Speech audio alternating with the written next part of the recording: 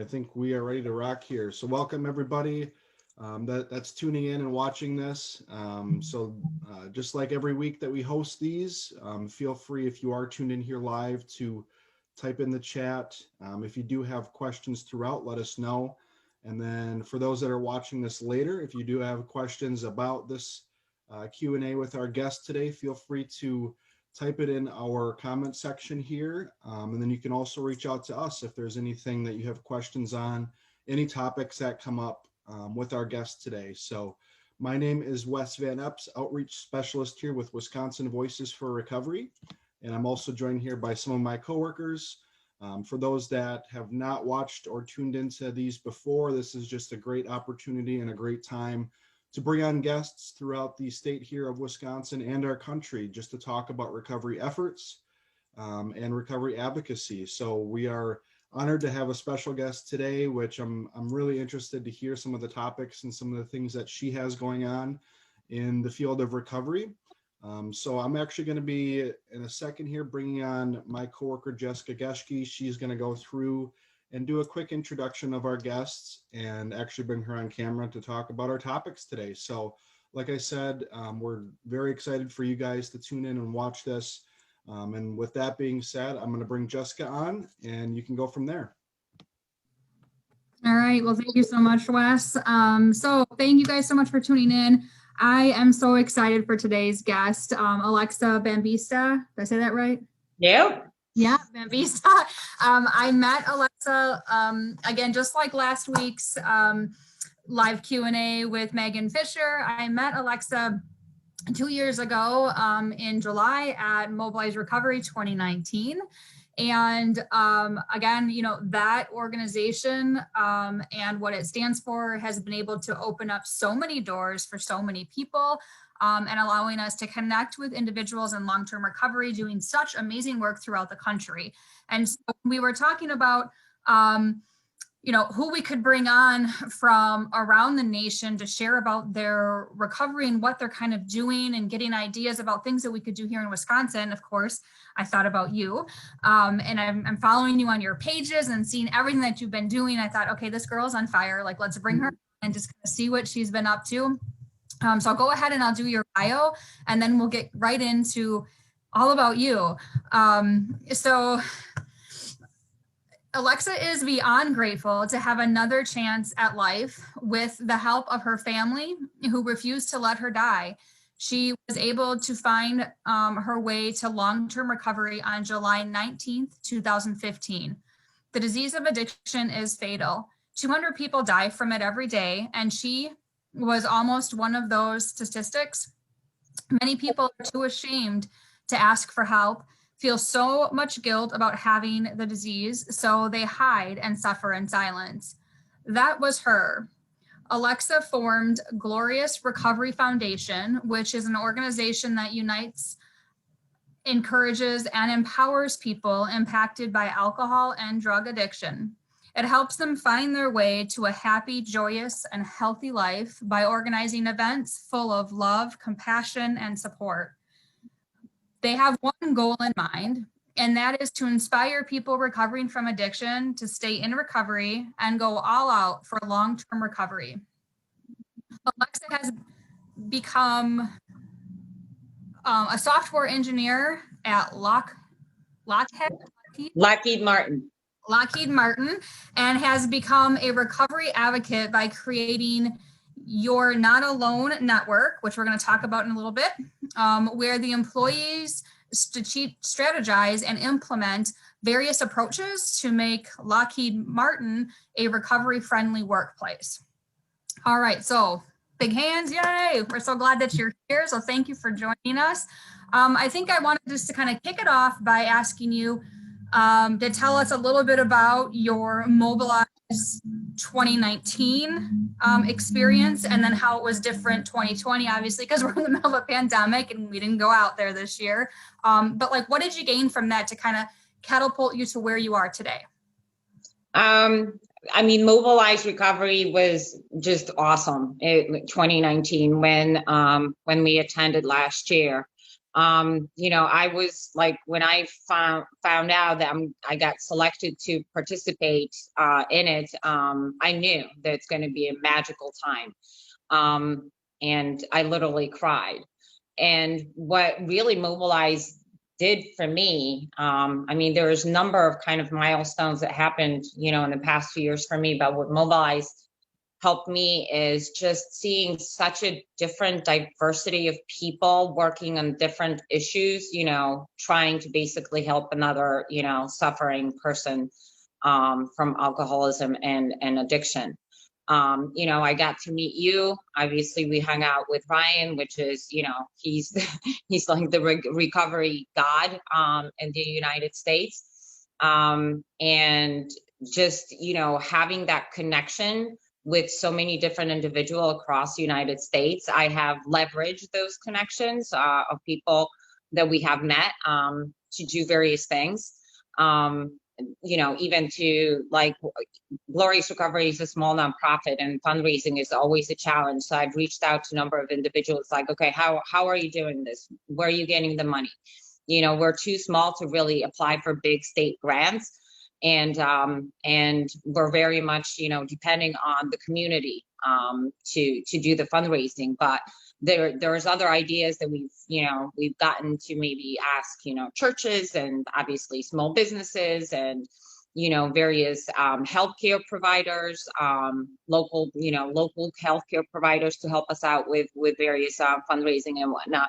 So that's just one example that, you know, just having that connection to so many different people that work on so many different things and are successful. And obviously, like, I don't want to solve the world's hunger.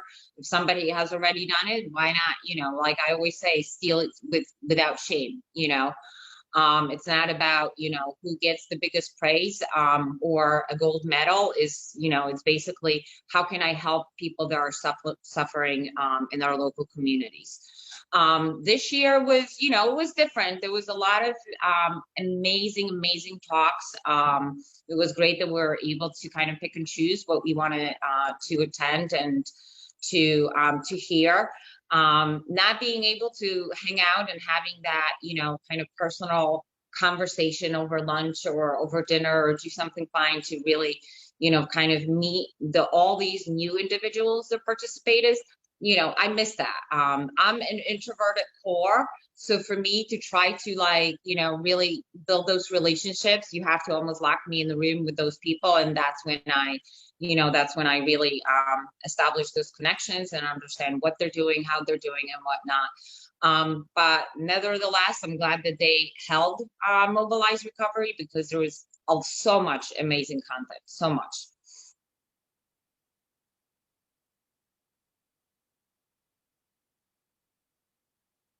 I think you're on mute. Yeah, sorry, I was struggling there with my mute button. Okay, you know, so you brought up quite a few points, and one of the things I did want to hit on, which you talked a little bit about, not only in your bio, but also when we're talking about, you know, the personal connection. So in your bio, you state that you found recovery, but you could have easily been one of the statistics in someone who had passed away, right? Mm-hmm. I think in our nation, you know, every time we turn around, we're hearing about how people are dying on our streets. We're fighting a, you know, epidemic inside this pandemic, and people are dying. And just like, you know, listening to you talk about how Mobilize Recovery, it was different this year because we didn't have that connection, and we're longing, right, for that connection, that to be able to sit down and talk with someone. And I do think in 2019, like that was one of my biggest takeaways, is I stood back in that room and I just felt, you know, the love and the compassion, and like I was with my people, right? Yeah. Like many of us.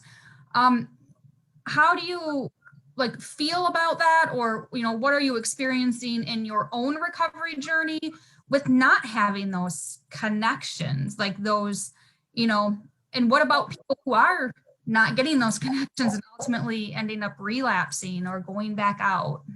Yeah, it's a huge, I mean, it's a huge struggle. No question about it.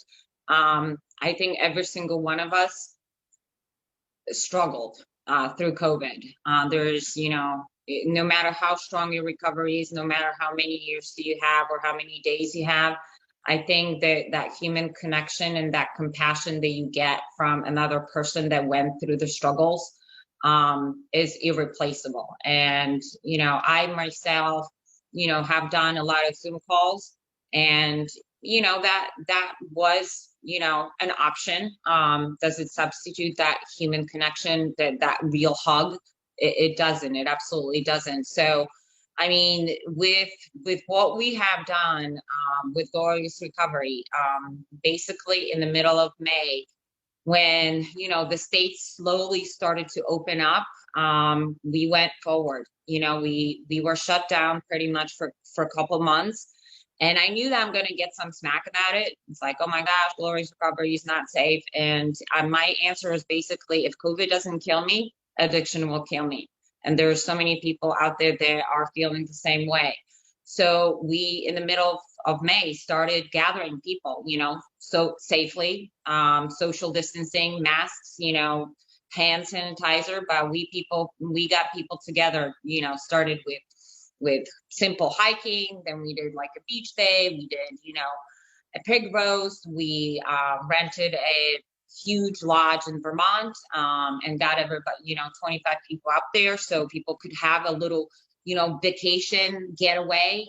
Again, everything was done very safely. Everybody was monitored to make sure that, we don't infect each other. And there, so far with what we have done, and we try to have an event and like that social gathering almost every week. If not every week, it was every couple of weeks. We had to do that. And there were some people who were like, oh my God, Glorious Recovery is running around the state and not being safe. And you know what? It's either COVID or addiction, and every single one of us felt it. And now in Connecticut, it's getting cold, and we're again getting pulled back because there isn't so much that we can do outside. And it's going to be, it's going to be a challenge. So I'm praying, that the state keeps open, continues the health guidelines, and we'll be able to at least safely get together.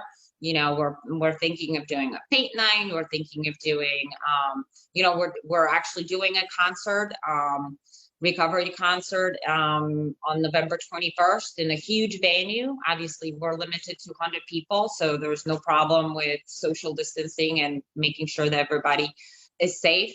But, we have to move forward. There's no question about it.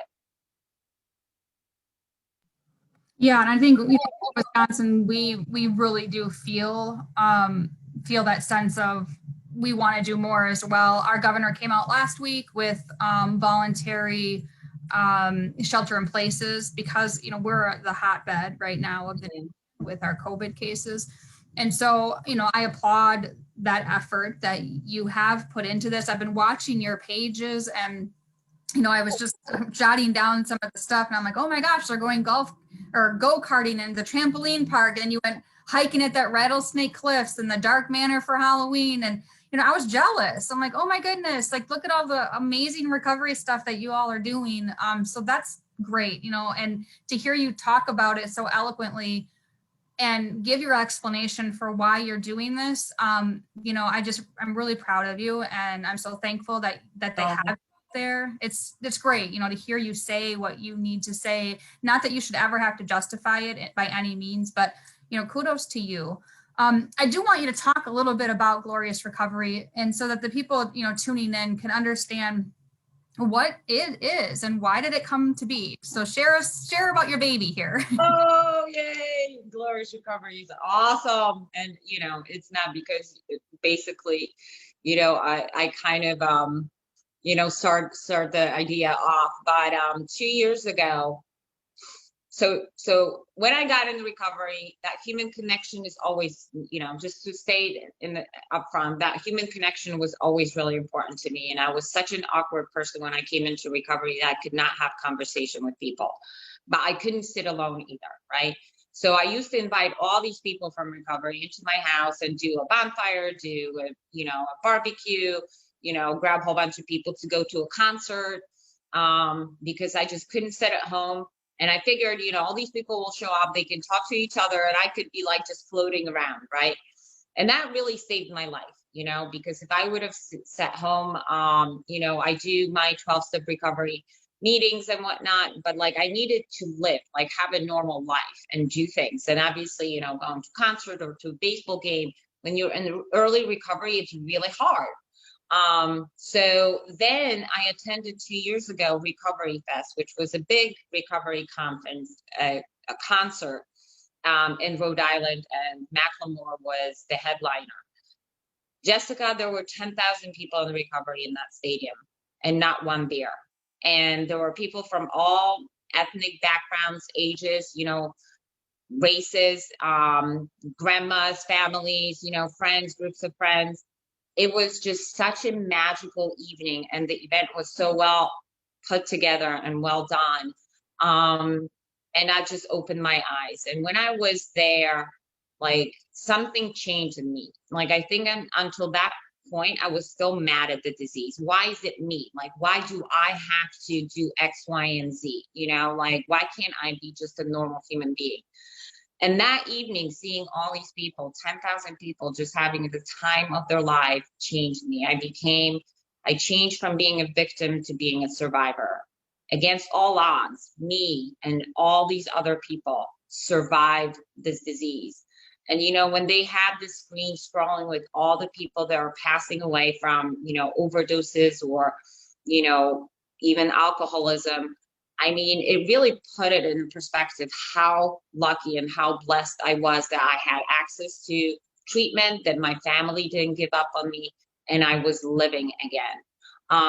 So when I came back from Recovery Fest, that feeling, that magical feeling, like I just couldn't shake it, So me and my best friend Dorota, we came with this idea. It's like, why don't we create a nonprofit organization to host events, maybe not at the scale of, of Recovery Fest, because that requires, millions of dollars, but something locally, so we can actually help people locally. And what the nonprofit part of it was really key, because a lot of times when I wanted to go to a baseball game or to a concert, people would tell me, I would love to, but I can't afford it. When we come into recovery, we're broke. I couldn't go to a movie theater. I was 6 months behind my mortgage. So the fundraising part of it also helped us to be able to help assist people financially to participate in life things like normal people do. Go on mini vacation, go to a baseball game, go to a concert, go for a pizza dinner and whatnot. And it took off. It took off like a wildfire. And before you know it, we're actually hosting a concert in Connecticut, first, sober concert ever.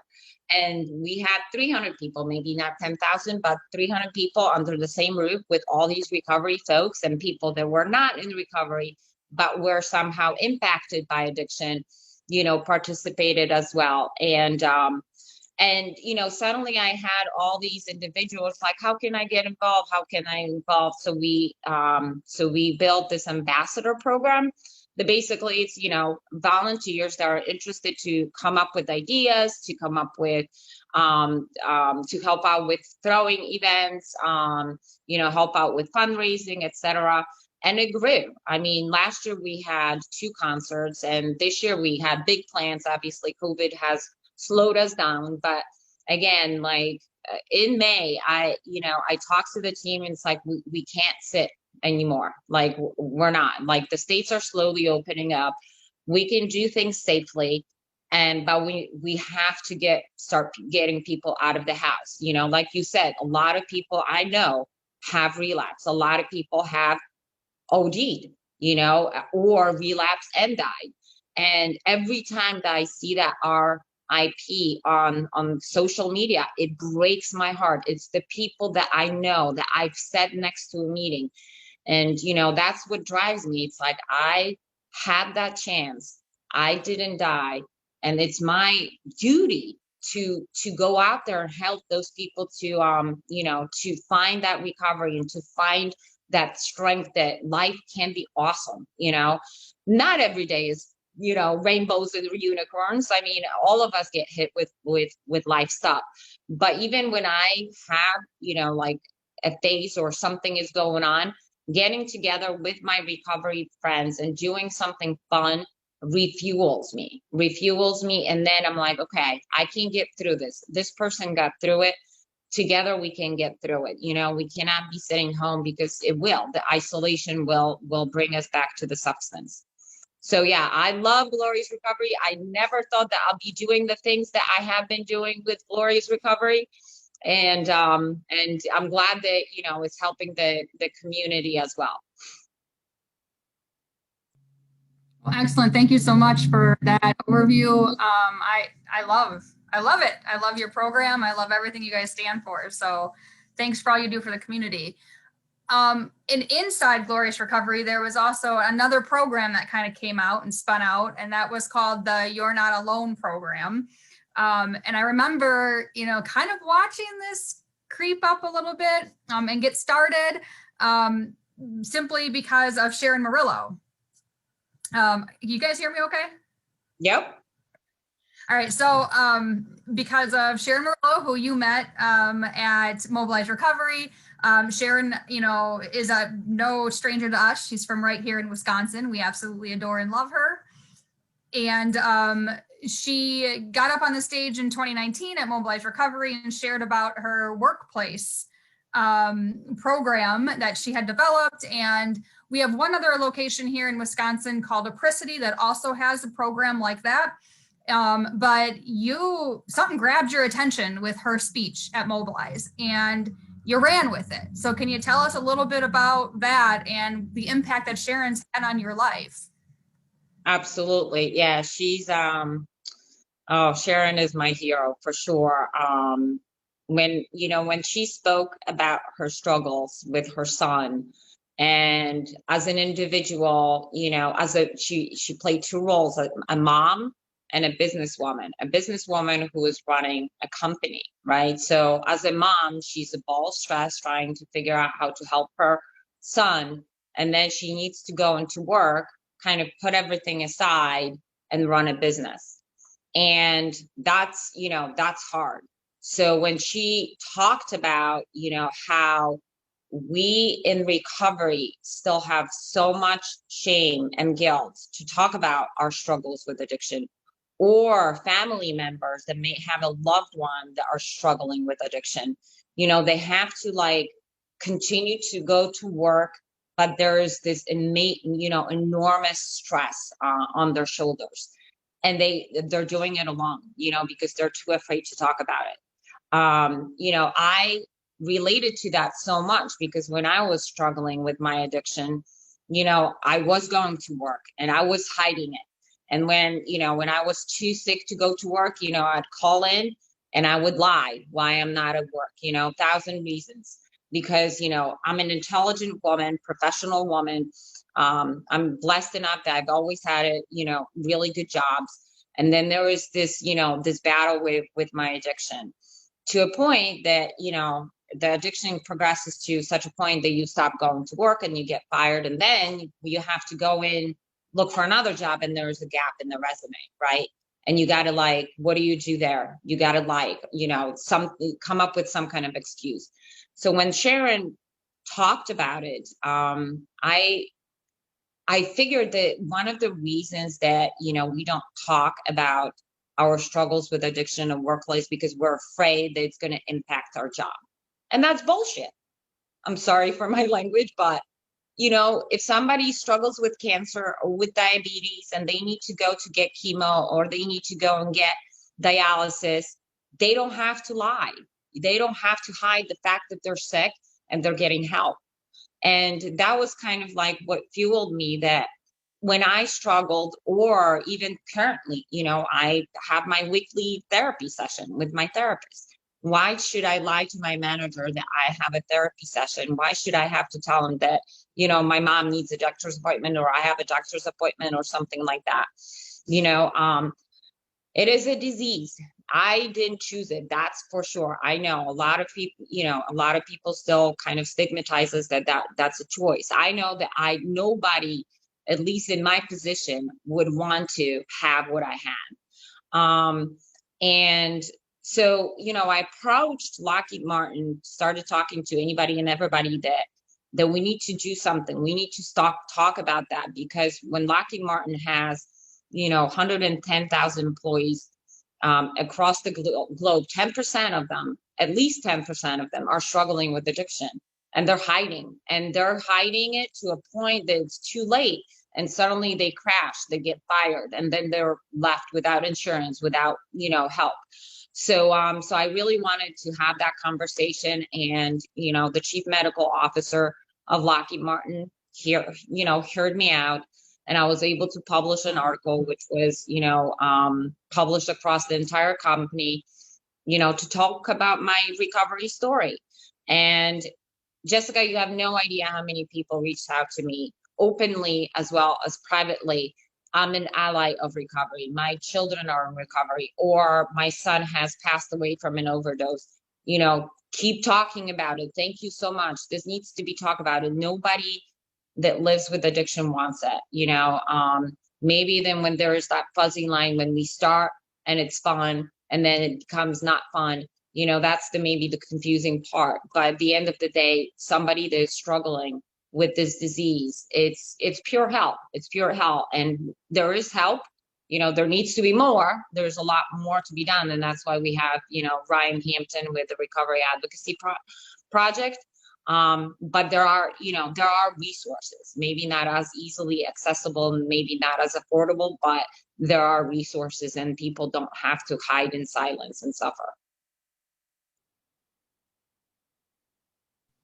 Awesome. Well, kudos to you for getting that done. I really, I know when I talked with Sharon about that, and her mindset and goal was to get this, recovery workplace credo into all workplaces across just Wisconsin, and then bigger picture America. So thank you for doing, your part and getting that going in your area. And hopefully someday we'll just see this as standard, right? As it should be. And you're right. It should be standard across the board. So thank you so much. Let's see, I had two more things for you. We're just about at the half-hour mark, but I think we have a little bit of time here to talk about something I saw on your page. And I wanted just to talk briefly about that. You guys look like you're having a fundraiser for Brian Cody's Law. So, it's a family in Connecticut that last year in August, they lost their son to an overdose. And I've met his dad, Tony, because he wanted to organize a 5K run in his town. And, since we organize events, he's like, can you help us out? And we said, absolutely. So basically his son, I think that got destroyed, but his son went to treatment center for one reason or another, got kicked out before, his treatment was completed, and unfortunately ended up going back out and died. So so Tony's actually working on a bunch of on the legislature part of it to to really shut down the trap houses that are, still out there, in all of our communities, to have some kind of a protective clause that, I know that there's reasons why treatment centers, kick people out for breaking various policies, but they shouldn't kick them out on the street. It's like a person who's dying from cancer. It's like, well, you kind of didn't want to take your medicine, so we're going to take you out. See you later. So I think that he's working on some of the, the legislature and trying to pass some bills around that.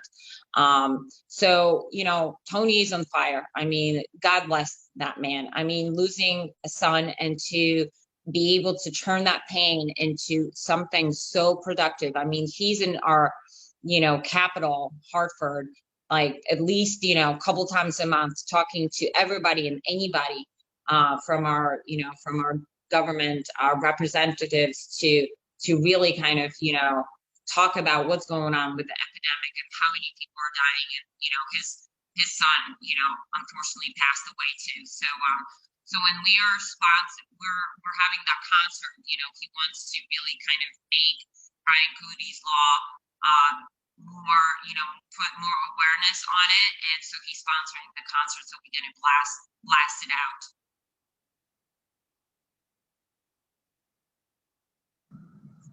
Okay, cool. So if people are watching this from your area, how can they get involved in that? Is there someone they can connect with? Yeah, so Brian Cody's Law, if you Google it up, the website is going to pop in. There is a form that Tony has created right on the website where you can just fill in, just your name, I think address, click a button, and that it gives email to our governor. Awesome. All right, cool. And then the last thing I wanted just to briefly chat about was, since the pandemic has started, I continue to see your TikToks popping up on my news. Can you share a little bit about these random TikToks that I continue to keep seeing and what those are all about? They're very good, by the way. But what made you go into the TikTok world? Let me tell you, I remember that there was like a month ago, there was a meme going around on Facebook. It's like, oh, you worried about your kids, watching YouTube? Check what they're doing on TikTok. And my response to that is like, well, because mom is always on TikTok, my kids refuse to do TikTok. So problem solved for me. No, but kidding aside, it's fun. Sometimes I drive around, and I hear a tune and it's just like, I'm starting to bop around and I'm like, that is something that, that I need to do. And TikTok is a great platform just to do very short, goofy videos. It's fun for me to do them. And especially, with Recovery Month in September, I really want people to see, what recovery looks like, right? We're not a bunch of losers. We're intelligent people. We're good people, huge hearts. We're helpful. And, everybody's doing something for stigma. TikTok, I guess, is my platform. So I started, putting all these little videos and, having a blast, basically, If you haven't, known me for too long, one thing that you will notice right away that I am all about enjoying life. The disease of addiction stole a good chunk of my life, like erased. Nothing happened, for 7 years when I was, in active addiction. And, like right now, I don't know if I'm catching up or I'm just so grateful to be alive. I want to do it all, like as much as I can. And I want to show people that, recovery, especially early recovery, is hard. It is hard.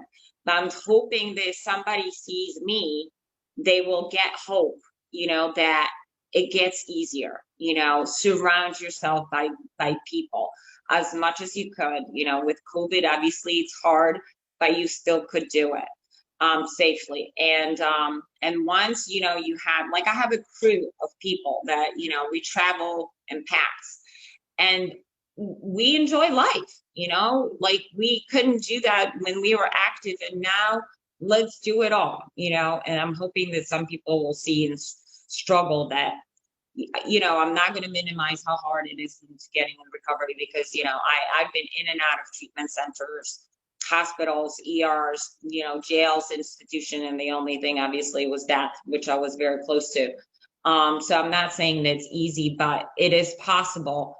And once you grab it, then anything is possible. I see people from coming out of jails to having, white collar jobs, and that myth is that you're going to be miserable and, forever. And you're not going to be able to succeed in your career and your family is going to be mad for you forever. That's not true. When we recovery, takes a lot of work to get your life back together, but But once you grab it, it's like the world is yours. Nothing is impossible, you know? No, yeah, I totally get that. And I will say, whatever that mission is that you're on with the TikToks, and like you had said, to make people laugh and to showcase that recovery is fun and engaging and possible, and, not to take your life too serious, in some sense as well, when we're in the middle of kind of Yeah. some dark times here. You are accomplishing that mission, because I sometimes, I go on Facebook or Instagram, and it's not a fun place to be on. But as I'm scrolling, there you are with your funny TikToks, and Lauren from Chicago, and like, you guys, you make my nights. And so I just, wanted to bring that up and thank you for doing that, because, and again, it's people in recovery, just not given a care in the world about what anyone else thinks, just doing their thing and making people smile. And so thank you so much for doing those, because I love them. I love laughing and smiling and remembering that, life is short and we don't need to be taking everything so seriously all the time. Yeah, you should do it. You'll see how fun it is. No. Yeah. My kids are both on it. There's nothing to it, and again, it's like, I think that once I shed that shame and guilt of my past struggles, like, I'm a good person right now. I'm a good member of society. I have nothing to be ashamed of. And, if somebody judges me, oh well, I'm not for everybody. Oh well. I love that so much. All right. Well, I think we're just about at time, about 1:40 here in Wisconsin. So I want to, again, thank you so much for joining us today and sharing all about your programs. If anyone wants to get a hold of you for resources, connection, networking, how can they hit you up? They can hit me up through Facebook or info@gloriousrecovery.org. They can send me an email, info.gloriousrecovery.org. Awesome. All right. Well, thank you so much, and we'll talk soon, and keep the TikToks coming. Thank you. Have a great day, everybody. You too.